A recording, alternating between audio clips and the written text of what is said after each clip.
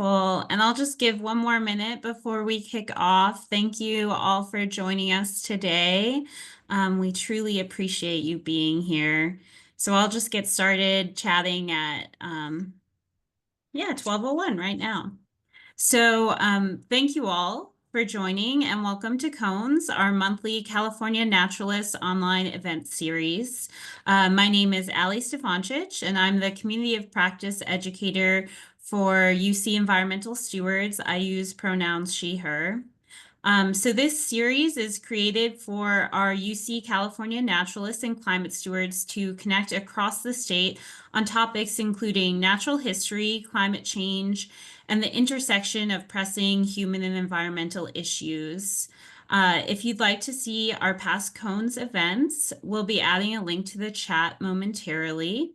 And today we're extra lucky to be joined by several other UC programs. So we also have some master gardeners who are with us, as well as a couple other groups. So we're excited to share this learning beyond our community.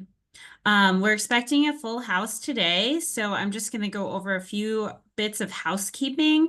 This is a Zoom meeting, not a webinar, so please mute your mic and turn off your video during the presentation portion so we won't have to worry about background distractions.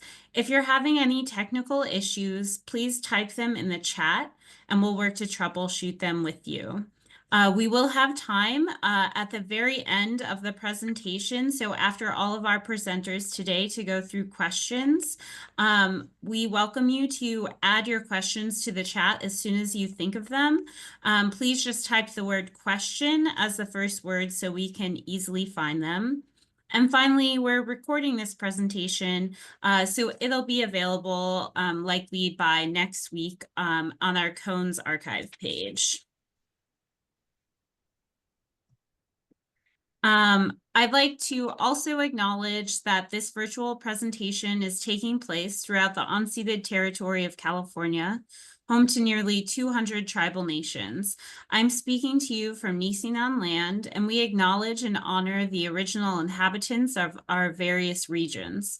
We encourage you to learn which tribal nations are indigenous to the area where you are now living. And I'm just going to add a link to the chat where you can do that in just a moment. And now I'm going to pass it over to Jill, who's just going to give a little bit of background on this presentation today and introduce our speakers.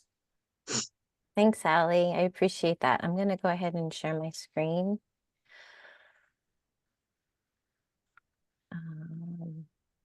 Let me get it over to here.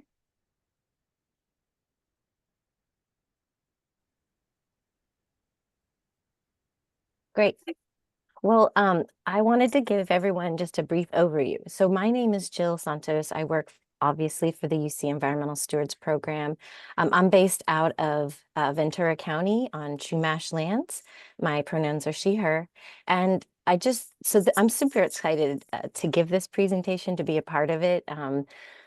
Food waste and food loss is, and the agricultural production system is a huge part of climate and climate change. And so UC Environmental Stewards, this is sort of a stretch for our subject area, but I think that it's super important and it definitely has a very strong impact in climate in general. So we all maybe have heard the statistics out there. Food waste, as far as I can see, is really a topic that people are talking about a lot.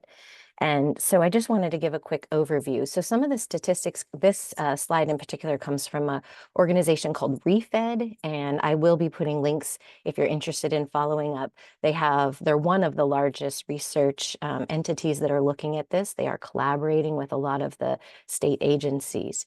So what we do know is that from the production side, it's about 30%. It only represents about 30% of the total waste, and 70% is coming from the retail and consumer side. You've probably heard that statistic that residential consumers waste about 40%, 50% of what they purchase. This retail and residential loss can represent about over $300 billion worth of losses. So it's pretty significant on many scales. And what I love about the presenters that we're going to hear from today is they're talking about ways to minimize these impacts. Um, This is a really confusing slide, but let me just break it down. So the first half of the slide on the top is representing the food system and the food miles. So, food on average travels about 1,500 or more miles to reach from production, distribution to consumers around the world. That's not just what's coming to the United States. California exports about $20 billion of product out into the global marketplace. And then we import about 165 billion. Most of the product that we export is a lot of raw, unprocessed items, and most of the stuff that we import is processed and packaged foods. Um, so that is in and of itself. Research does show that it's not necessarily where the food comes from, it's what type of food you're looking at. So obviously beef is more energy intensive than blueberries, right? So, and some of the other information where all the circle is just to emphasize all of the economic, environmental impacts that this collective food waste is having.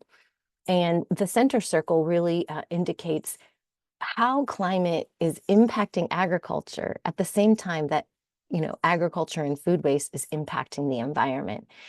Um, so there's a lot of barriers to some of this, and UCAA&R researchers are studying possible scenarios. They're looking at hotter, drier, variable weather conditions, and their impacts to soil, pest prevalence, water availability, and they're finding ways to adapt. Sort of ideas of best management practices in production, finding new cultivars and hybrids that may or may not survive in these conditions, hotter, drier, so forth, um, and how to enhance agricultural production efficiency so we can develop a more resilient food system as well as our communities. So again, I'm really excited to introduce our speakers today. We're going to start with Dave Green. He's with this company that is one of the largest composting and products producers in California. So Dave is the Chief Operating Officer for Agromin's division. He is responsible for the transformation of organics into high-value compost and mulch for use in sustainable agriculture, landscape, and retail. He has leveraged his expertise to position Agromin for growth while maintaining a balance between compliance and business opportunities. Um, During his tenure, he's developed markets to sell and distribute over 10 million cubic yards of mulch and compost and soil amendments. He's been with Agromin since 1999, and he has a wealth of experience coming from business and compliance management with Southern California Gas Company. So he understands regulations really well, which is kind of important in this new SB 1383 world. So we're really excited to have Dave here. There's a quote here that he says, "We're always looking for new technologies that can repurpose organic material to benefit not only our customers, but the environment." Now I'll go ahead and introduce the subsequent two speakers. They're obviously from Food Forward, which is an organization, one of the largest in California, that is a gleaning organization recovering produce from backyards, farmers markets, wholesale, and wholesale distribution, orchards and farms. And they have almost 500,000 pounds recovered since their inception. And basically this bounty that they collect goes to hunger relief organizations, 13 across California counties, 7 adjacent states. And so today we're going to have presentations from Aiden Mallory, who is the Farmers Market Recovery Coordinator. And she started her passion working in this field through community resilience and food justice. Growing up, she's worked in this field a lot. She's either working in the dirt as a farmhand or rolling out dough in bakeries. That's very exciting. So she's seeing both sides of it. So we're excited to have her here. Maddie Kay also realized the power of food equity while she was actually making sandwiches in Isla Vista. She started Isla Vista Food Cooperative. So she's dedicated her career to how to get nutritious food into the hands that need it most. And so she's delved into another avenues of the food system in terms of startups, cooperatives, farm nonprofits, mutual aid groups. And she's really interested in engaging the community around this issue. So I think we're going to enjoy the presentations today. And with that, I'm going to hand it over to Dave. Let me stop sharing my screen. Oops. Why is it not letting me? It's not letting me stop share. Can anyone else do that for me? It is not letting me stop sharing. Okay, perfect. Thank you. Okay, thank you, Jill. And let me share my screen and we'll get going here.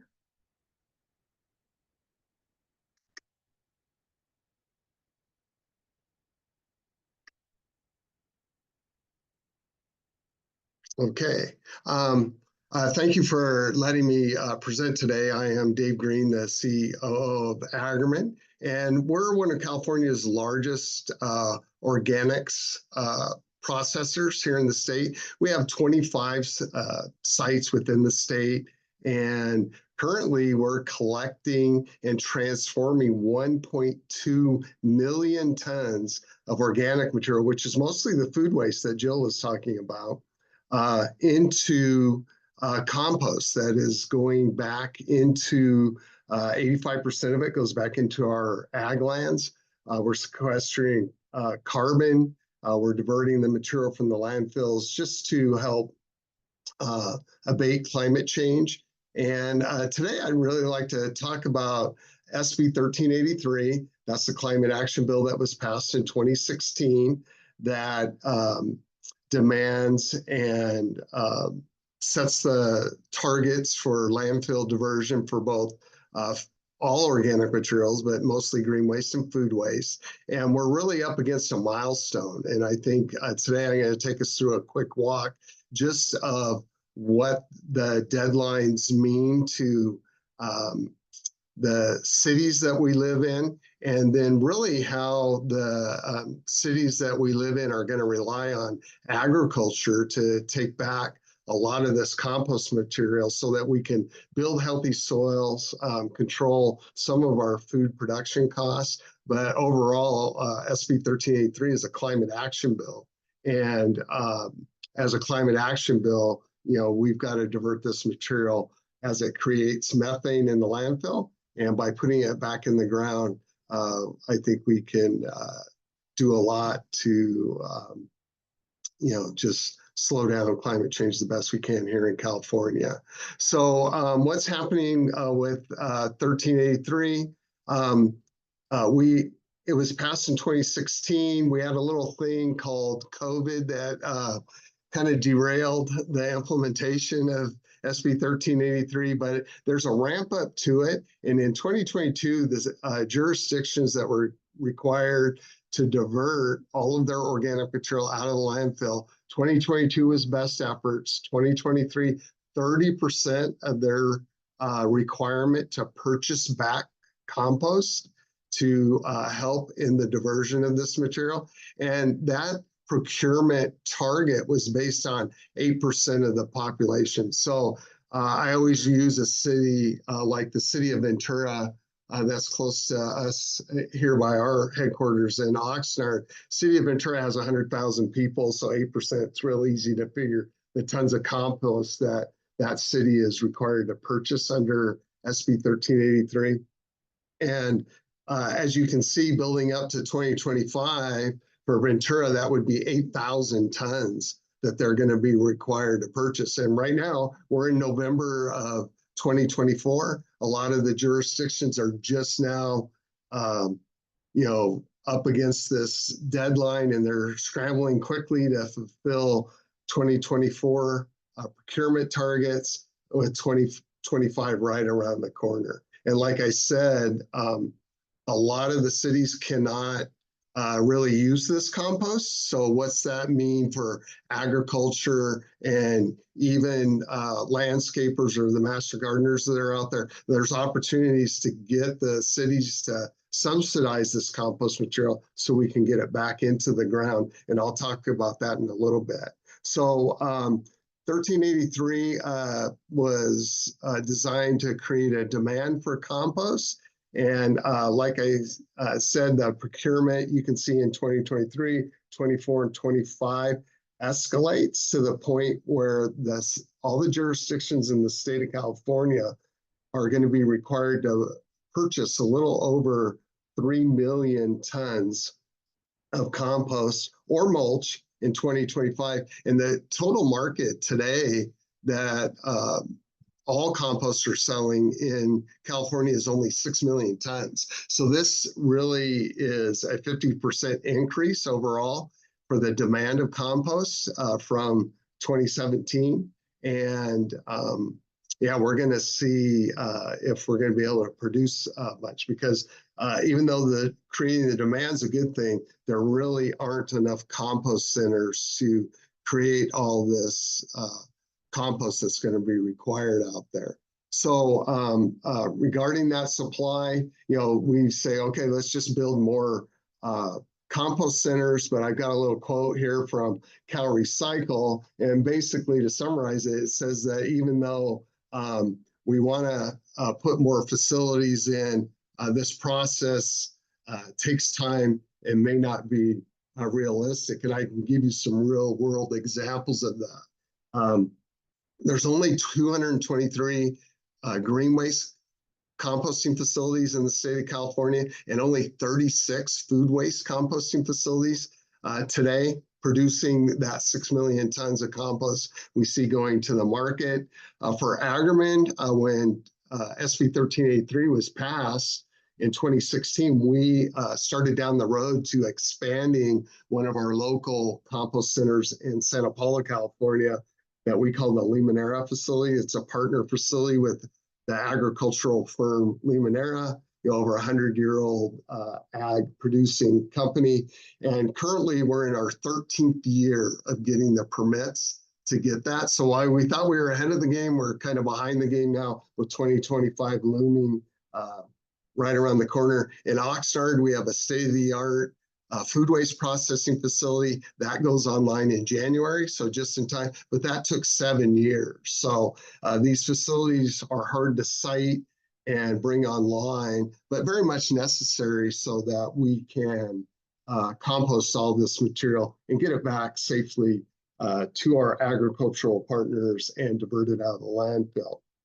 So even if we have these facilities, there's a lot of regulatory issues to make safe compost. So we have to make sure we have qualifying safe compost. And Cal Recycle, who's currently our local enforcement agency, they're really cracking down and making sure that there's not contaminations in our compost, because we really don't want to make each one of our yards or our commercial properties or even our ag spaces, we don't want to pollute those and just transfer that trash out of the landfill to these lands that we're trying to create healthy soil with. So we're really watching the contamination. And with food waste today, we've seen a big increase in contamination because of the plastic and the packaging that goes along with food waste. In green waste, not so much. We've kind of solved the problem, and we have really good, clean food waste stream or green waste streams, excuse me. But food waste we're still working on. It takes a lot of technology to get that compost right and to fix that. So here's really are the challenges of SB 1383 as we attack our climate issues. Just the supply and demand of the compost, great on the demand side. How are we going to supply it? We have quality issues that we have to continue to overcome so that our ag partners really want to use the material. For the jurisdictions that have to buy the material, what do they do with it? And just what can some of these cooperations or programs look like? So I want to kind of switch gears real quick, with the kind of what the 1383 is and what the challenges with 1383. But here are some solutions that Agromin has proposed, and this is where we really need the cooperation of all of the potential compost or mulch users out there, and I'll just walk through that. So Agromin created a portal, a web space called californiacompost.net. This is a one-stop shop to allow the jurisdictions to not only see the procurement targets that they have, but just really find compost throughout the state and partner with what are called DSPs, or direct service providers. These are the farms that soil could go to if the cities can't use them. And this is the one-stop shop to kind of create those partnerships, create healthy soil, and to solve climate change all in one big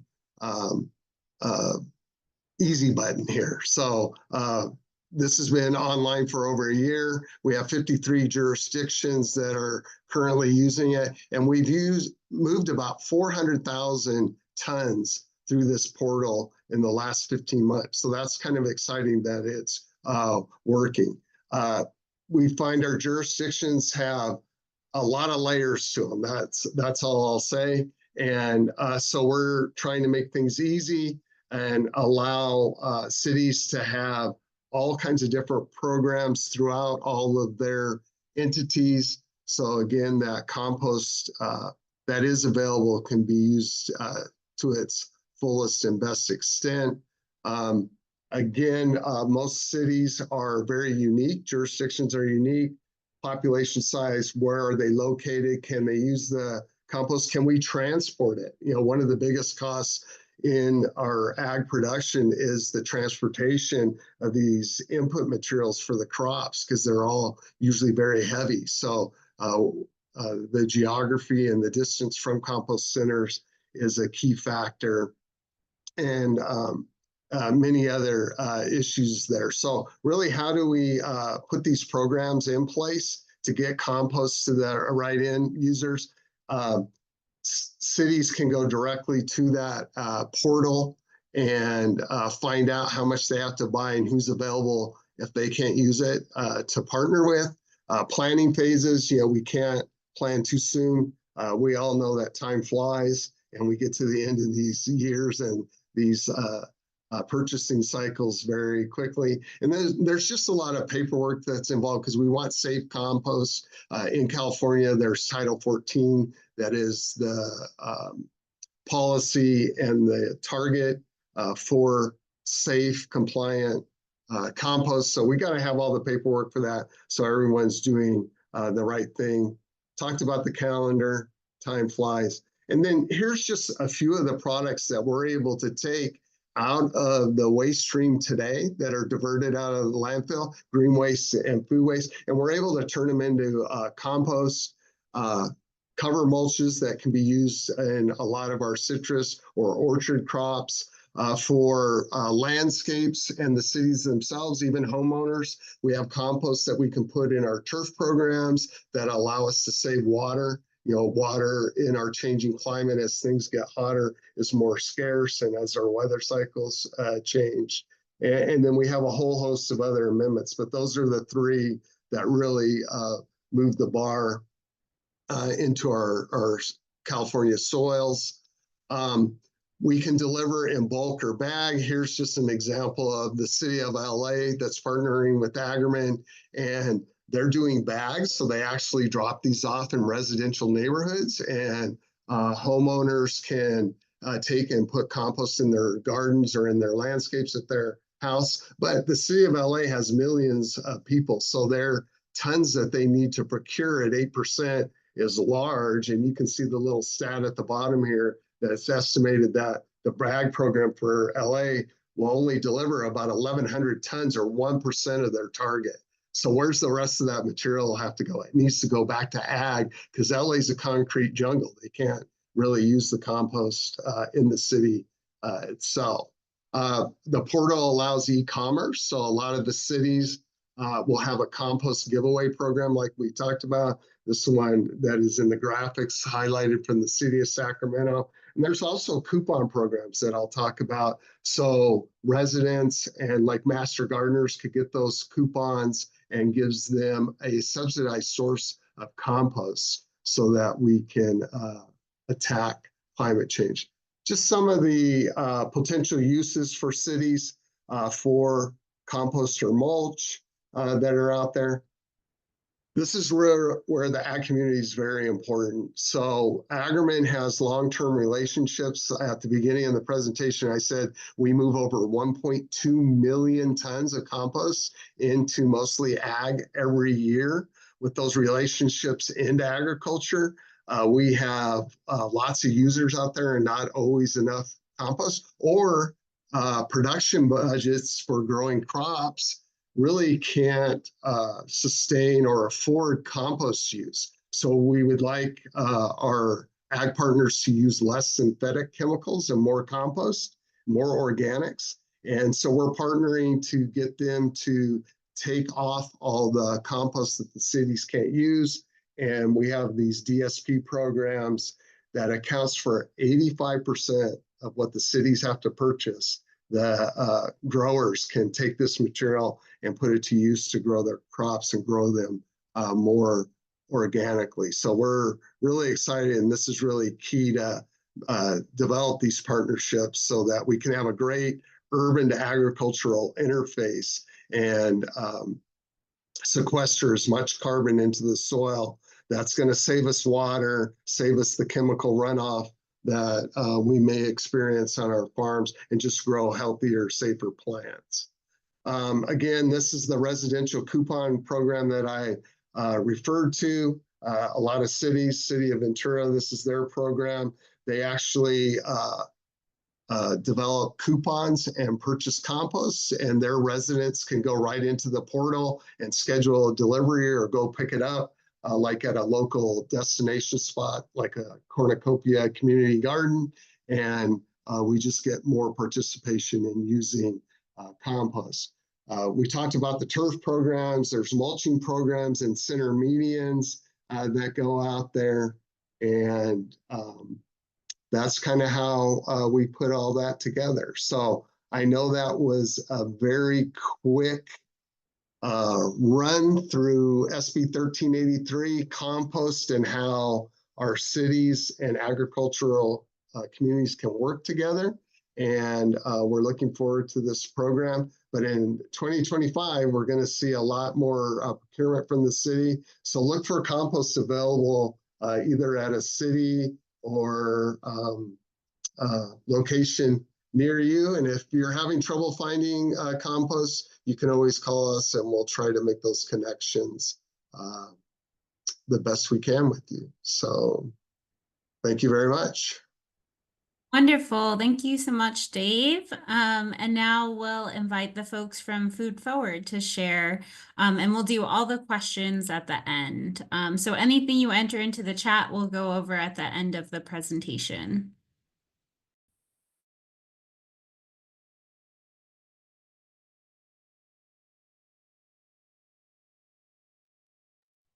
All righty. Well, thanks so much, Dave. All right, well, we'll go ahead and get started. We are going to be talking, we're with Food Forward, of course, and we're going to be talking about building climate resilience through moving food forward. I'm Maddie. I'm the volunteer coordinator. I've been with Food Forward about 1.5 years. And I'm Aiden. I am the farmers market coordinator for Ventura County, and I've been with Food Forward for 1 year and some change. So at Food Forward, our food recovery work approaches 2 problems at once: food insecurity and food waste. Our mission is to fight hunger and prevent food waste by rescuing fresh, surplus produce and connecting this abundance with people experiencing food insecurity. So we love to say it all started with Dog Walk. Food Forward was founded in 2009 by our founder and CEO, Rick Namias. While walking his dog in his neighborhood, Rick realized that there was a bunch of fruit falling from the neighborhood trees and going to waste on the sidewalks while folks were lined up at a food distribution just around the corner at Sova. And so he gathered his friends to organize the first backyard harvest. And that day, the team harvested over 800 pounds of tangerines from a single backyard, and all the produce was donated to Sova, which is a hunger relief organization that we still work with to this day. Since that first harvest, Food Forward has experienced remarkable growth that now includes 3 dedicated programs that are all recovering produce. Over the last 15 years, 3 food recovery programs have been established here at Food Forward. Our 3 produce recovery programs are the Backyard Harvest, Farmers Market Recovery, and the Wholesale Recovery programs. And we'll dive further into each of these programs a little later on.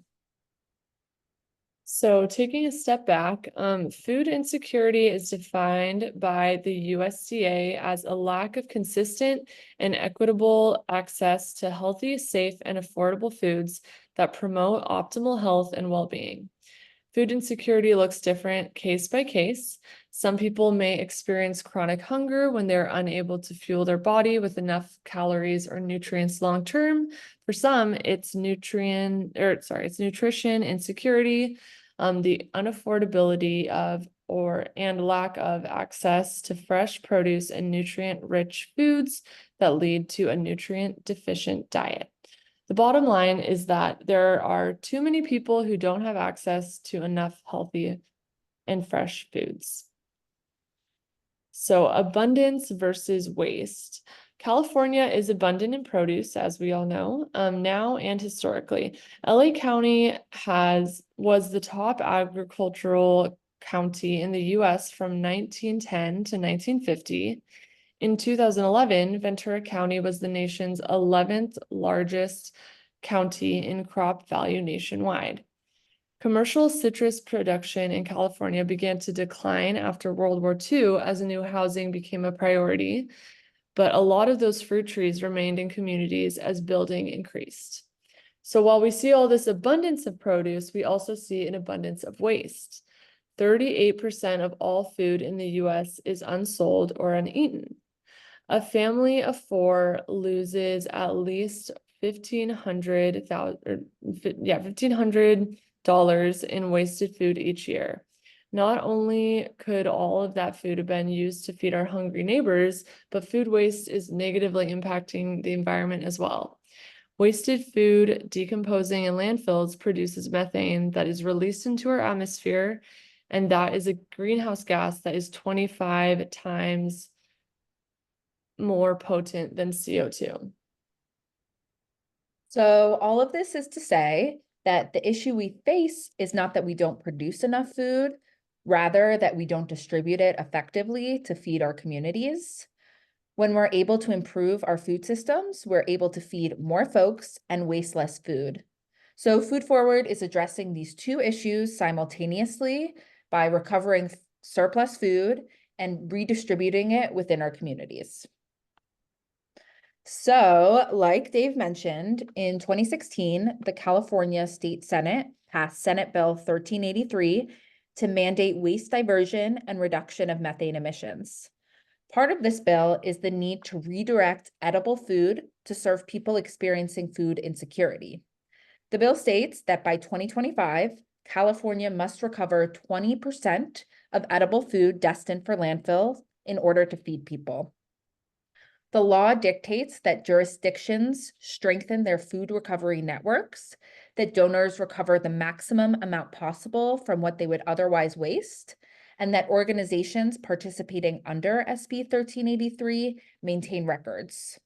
So Food Forward is a solution for food producers, distributors, waste management companies, farmers market organizers, and local municipalities to be compliant with SB 1383 requirements. And Food Forward is able to donate produce because of a federal legislation called the Good Samaritans Act, which President Clinton signed in 1996. The Good Samaritans Act protects individuals and organizations like Food Forward from liability when donating food in good faith to qualified nonprofit organizations for distribution to those in need. And with that, welcome to Food Forward's beautiful Fruitland. 100% of the produce we recover is donated to hunger relief agencies in 13 counties, including Los Angeles and Ventura counties, our home base, and 7 other adjacent states and tribal lands. This year, Food Forward turned 15 years old. We've had 15 years of our backyard harvest program, our original program. We've had 12 years of our farmers market recovery program and 10 years of our wholesale recovery program. In this time, we've developed tenured relationships in our 2 harvesting regions, Ventura County and Los Angeles County. And this history has allowed us to recover over 400 million servings of produce per year, as well as engage thousands of volunteers each month. Over the past 15 years, our original program, the Backyard Harvest Program, has harvested and recovered over 4 million pounds of produce. We've had such a fruitful past 15 years because we have a strong sense of what our core values are and what motivates us. Food Forward is moved by the work of community engagement, equity and inclusion, food justice, integrity, and joyfulness. All right, so our 3 different programs, Backyard Harvest, began in 2009 and focuses on the gleaning of primarily fruits from private yards, orchards, and gardens. Farmers Market Recovery launched in 2012 and focuses on rescuing surplus produce from farmers markets weekly, year-round. We currently glean 17 markets across LA and Ventura County. And the Wholesale Recovery Program, our youngest but biggest program, started in 2014 and tackles the huge task of gleaning the wholesale produce market in downtown LA.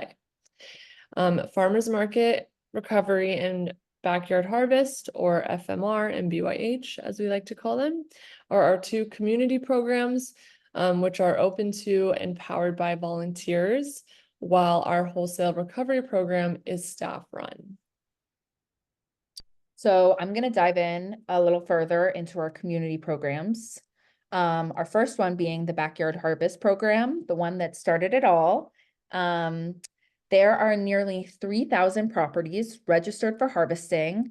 That ranges from neighborhood gardens to larger scale operations like the Huntington Library Botanical Gardens in Pasadena or the Franklin Canyon Grove near Beverly Hills. We harvest throughout Los Angeles, Ventura, and parts of Santa Barbara County. And depending on the season, there may be more or less properties ready for harvesting.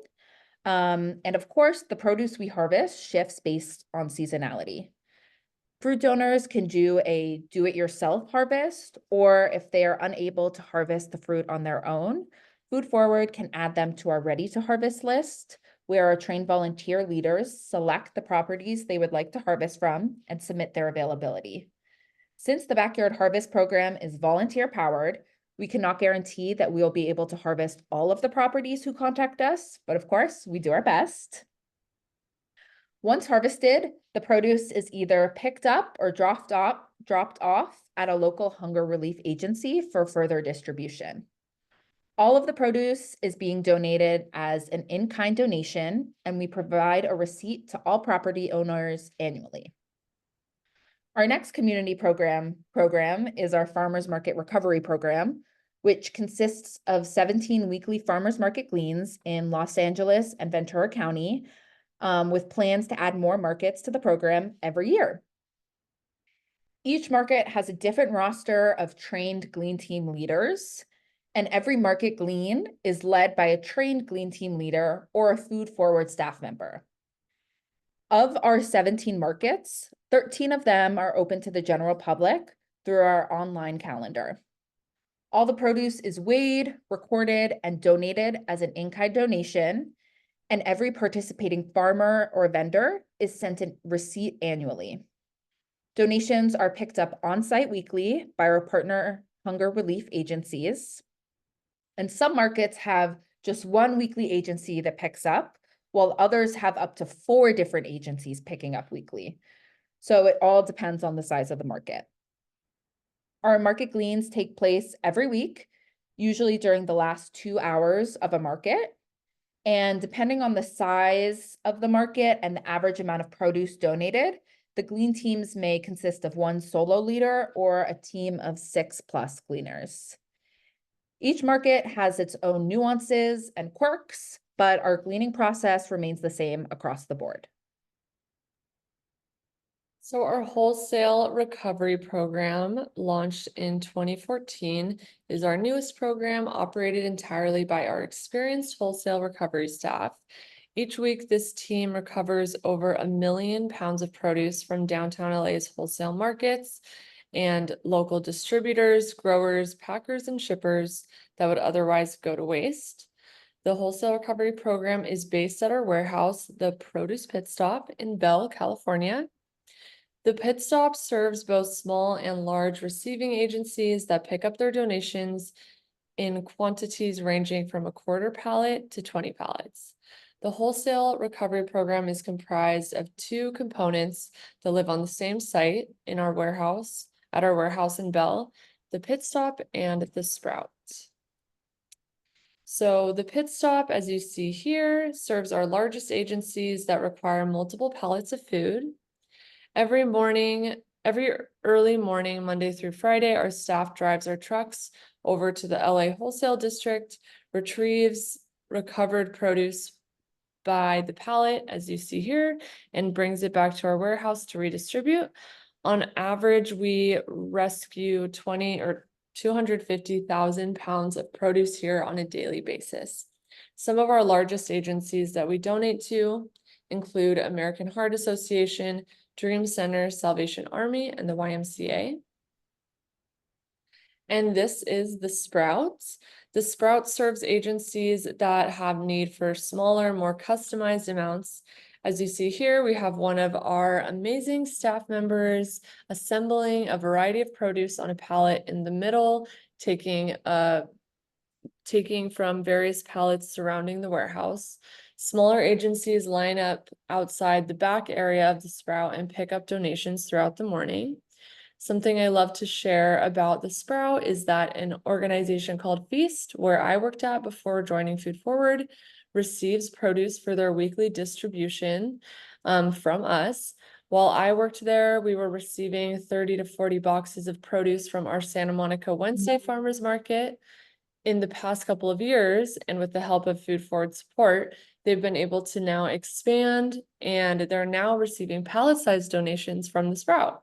So it's really awesome to see food justice work really grow and thrive, and we truly are stronger together. So the last step in recovering produce is ensuring it finds a home. Receiving agencies provide produce to their recipients free of any barriers, including monetary donations. And Food Forward partners with hundreds of receiving agencies in Southern California that range in size from small mutual aid groups to very large organizations like the YMCA that Maddie mentioned earlier. As you can see on this map, every green dot is an agency that we work with. Some agencies apply through our website, while others are connected through our current receiving agencies. And eligible agencies are offered pickup slots as they are available, and the agency's capacity, location, and distribution schedule are all considered when finding the best slot for them. We really strive to keep food within the community it was gleaned from, so more often than not, our volunteers have the chance to support their neighbors. We're very lucky to our kind and reliable community of partner hunger relief agencies, all doing their own incredible work and showing up to support us every week. So I'm going to hit you with some statistics. Last year, the Backyard Harvest Program recovered over 400,000 pounds of produce through 851 events and served 133 agencies. The Farmers Market Recovery Program recovered over 500,000 pounds of produce through 697 events, and connected this abundance to 41 different agencies throughout the year. Last, but certainly not least, the wholesale recovery program recovered over 86 million pounds of produce in 2023 from 517 different donors, and that went to support 146 unique receiving agencies. So our backyard harvest program and farmers market recovery program are both volunteer powered and volunteer led, sometimes with the help of staff. We are so grateful for our passionate team who range from one-time food rescuers to lifelong leaders. There are a few ways to get involved with our Food Forward volunteer program. As a general volunteer, you're able to just join for one-off events and register yourself for an upcoming event on our website whenever something fits in your schedule. And for more involved volunteer opportunities, we have our event leader program. Our leaders complete both virtual and in-field training to learn our ways of working and how to lead general volunteers from the public. Each leader completes a background check, commits to at least 6 events each year, and enjoys flexibility in where and when they want to lead events with us. Here we have a list of our general volunteer options. We have a number of large harvests in both LA and Ventura counties that folks are able to join, ranging from lemons to oranges to persimmons to avocados, just depending on the season. We also glean 13 markets that are open to the public. And yeah, if you see your local market on here, maybe you can tack on a volunteer shift to your next shopping trip. We love our event leaders and have a strong food waste fighting community that makes the work as fun as it is impactful. Our event leaders have the agency to make their own harvesting schedule and choose from a wider variety of farmers market gleans. We have monthly event leaders social gatherings where folks are able to get to know one another more and spend time with like-minded folks.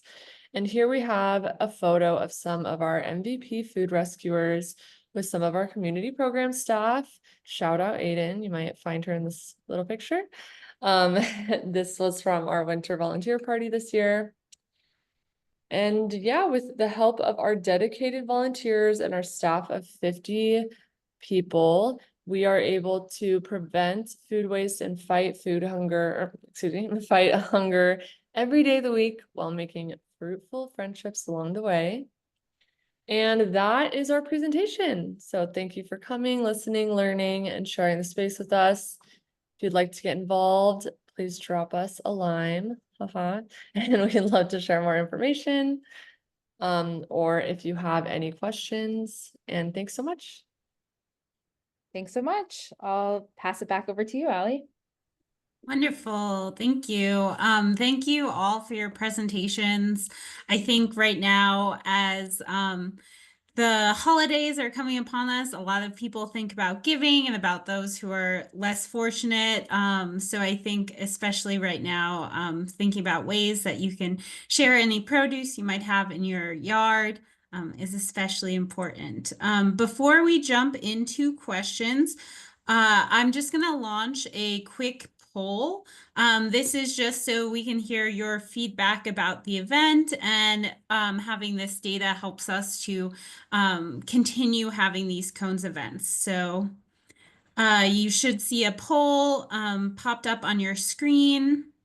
And if you could just answer how strongly or you agree or disagree with each of the statements. And once we get to a certain point with a percentage of people having answered them, then we'll jump into questions. And as that poll is happening, I'm going to enter so if you enjoyed this presentation and you want to support the UC Environmental Stewards to help continue having programs like these and to support our network of volunteers in general, we would love your support. Please consider making a small gift today to help UC environmental stewards continue to support climate and environmental action around the state. So we'll just give one more minute. We have a good chunk of people who have answered the poll, and then I'll get started with the questions momentarily.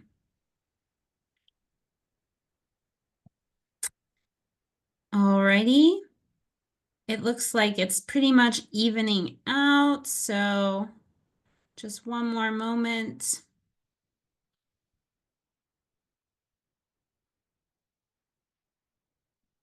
Alrighty.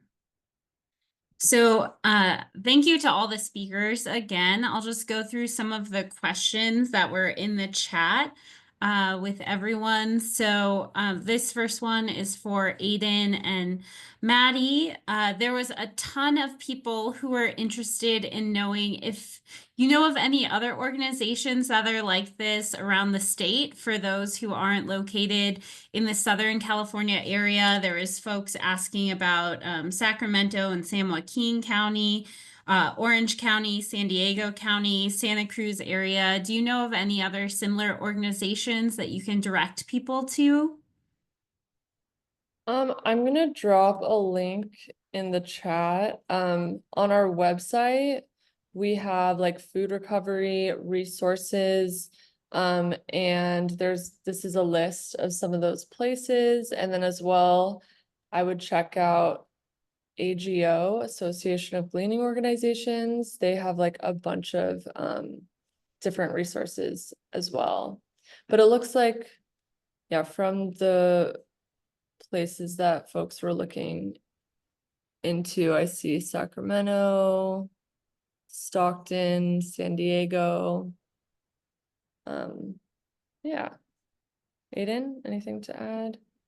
Yeah, there's also a map on the National Gleaning Project that basically catalogs all of the gleaning organizations doing similar work to us in the state of California. So you can check that map out. I can drop it in the chat and find your local gleaning org. Awesome. Thanks so much. I'll go back to a question now for Dave. There was a question earlier about if there's an effort to compost post-fire green waste. Yeah, all the stuff that's left on the landscape that might need to be removed to help reduce fire risk in the future. Right. So with Ventura County just experiencing a large fire last week with the wind event we had, all of that, what would be called debris is still organic matter and can be processed just like any other organic material or green material. So we will take it all as long as it's just not still on fire. So as long as it's safe, it can come to the compost facility. Either you could direct haul it to your local composter or have the local hauler and the cart system they have. You could put it in those carts. So yeah, it's all compostable and recyclable. And if you have any cleanups, like in the spring, when the fire departments want all the land clearing done, of course, all that material can go directly to compost. Awesome. So I'll go back to a question that might be more applicable for Maddie and Aiden. Are there any, do you all, or does any organization that you know of work towards doing preservation of the food? So dehydration, canning, fermenting, so that the fresh foods that you glean have a longer shelf life before sharing them as donations? That's not directly the work of Food Forward, but a lot of the receiving agencies we work with do some type of cooking or maybe fermentation with the produce they receive to give it a longer shelf life and give it more time to find a home. Awesome. And Jill, did you want to add to that? Yes, I put a link in the chat. UCANR does have a master food preserver program, and it's similarly run to like the master gardener program. So if you're interested, I don't know how much is happening here locally, but you might be able to find out some projects that are doing that and learn how to do it on your own. Wonderful. Dave, another one for you. How does one go about locating a spot that may be suitable for composting on the scale that's needed? Yeah, that is difficult. It's a land use and a land search with your local county or city to see if the zoning's appropriate for manufacturing or composting. That's probably the first place to go and look at it. And unfortunately, with our programs in the state of California, we have big waste generators like Jill's first slide showed. We have all this consumption of waste coming into the markets are headed towards the landfill. So everybody generates the waste, but we don't want to put it back down somewhere. So locations to do that are scarce. Yeah. Yeah, that makes sense. Because I would imagine it's akin almost to finding a place like size wise to like a landfill or something. Like it needs to be separated and have the proper retaining to make sure none of the waste accidentally leaves. Um, I have another question. Will Agromin have a facility where homeowners can pick up free compost? Um, yeah, the person was mentioning another organization that does that. But yeah, this is something I have questions about is yeah, how do we get our hands on this compost that's being created? Right. Well, you can visit Agromin's website or even the CaliforniaCompost.net website, and there may be advertisements or news about where some of those locations are. Your local waste haulers really a good place to go. So look for bill stuffers or other ways. We get a lot of our bills now electronically, so look for those informations. And then Agromin throughout the year, and we post those on our website. We have compost giveaways. So, for instance, the first Saturday of November every year is Farm Day in Ventura County. There's a Farm Day in Santa Barbara County as well. At those events, we have lots of compost that we give away, both in bulk and bag. Awesome. Awesome. Um, Yeah, is there anything else you want to add as we close out? Folks, if you have any additional questions, please feel free to enter them in the chat now. I would just like to say, the state has a hierarchy for us to recycle, and that pyramid really at the top, we want to feed people first. So any of the food recoveries should be our first priority. Then we feed animals second. And then lastly, we go to compost. So you can see that there's so much organic material today that goes to compost in comparison to the food recovery. So it'd be, we look forward to seeing programs in the food recovery area taking hold and recovering more in that part of the pyramid. Bill, go ahead. Thank you. I wanted to just say this in case everyone's thinking of it this way. EPA created a pyramid. I don't like the shape of it, but essentially, if you think about it, the idea is to reduce the amount of food waste, then give as much to people as you can, then animals, then compost, then transformation, and then landfilling. And so the point of this is, you're going to see more and more of this, the donation happening, like that 20% goal. We're actually going to start seeing some animal feed programs happening and all of these compost programs. So I just want to throw that in of like the strata. Yeah, thanks. And I think that reiterates the point that we all have a role to play in reducing food waste. Purchasing food thoughtfully, not purchasing more than we need to, using all the food we purchase can go a long way in tackling this food waste problem. So with that, it's 1 p.m. And yeah, there is a note just now, and composting at home is also always great if you have the ability to do so in your own space. So thank you to all of our speakers. That was incredibly informational, and we very much are grateful for you taking the time today to share with our community. And I hope that everyone on the call has a wonderful rest of their day, and I'll just stop the recording now.